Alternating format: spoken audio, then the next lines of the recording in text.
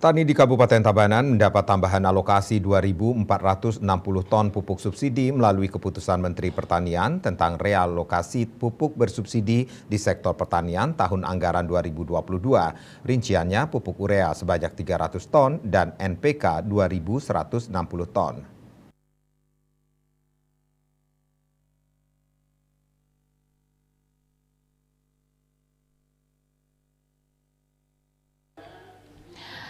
Sesuai data di Dinas Pertanian Kabupaten Tabanan, adanya realokasi pupuk bersubsidi menjadikan alokasi urea bertambah menjadi 7.400 ton dan sudah terrealisasi 4.872 ton atau 65,84%. Sedangkan alokasi pupuk NPK 8.150 ton dan telah terrealisasi 5.099 ton atau 62,57%.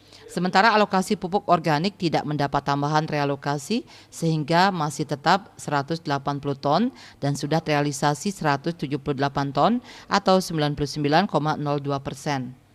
Kepala Bidang Sarana dan Prasarana Dinas Pertanian Tabanan DRH Ninyoman Riyawati mengungkapkan realokasi penambahan pupuk bersubsidi jenis urea dan NPK didapat Tabanan per 14 September 2022. Penambahan tersebut berdasarkan Kementan yang diteruskan ke Dinas Pertanian Provinsi Bali dan lanjut ke Dinas Pertanian di tingkat kabupaten.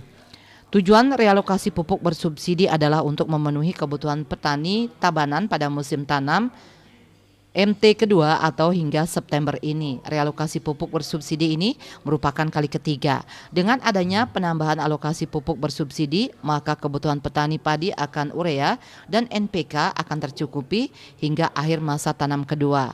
Sementara kebutuhan pupuk bersubsidi pada masa tanam ketiga mulai akhir tahun dan akan panen pada awal 2023 dipenuhi melalui mekanisme realokasi kembali.